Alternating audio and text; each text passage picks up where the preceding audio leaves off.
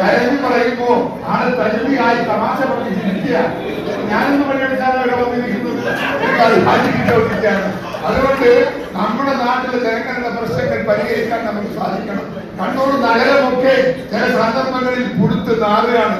അതൊക്കെ ഇല്ലാതാക്കണമെങ്കിൽ ഇവിടെ നീറ്റ്നെസ് ഉണ്ടാകണം, ഇവിടെ വൃത്തി ഉണ്ടാക്കണം, ഇവിടെ അതിനുള്ള സാഹചര്യം ഉണ്ടാക്കണം, അതിനുള്ള മെക്കാനിസം വേണം, അതിനുള്ള ലഭ്യത വേണം, അതിനുള്ള സാമ്പത്തികം വേണം.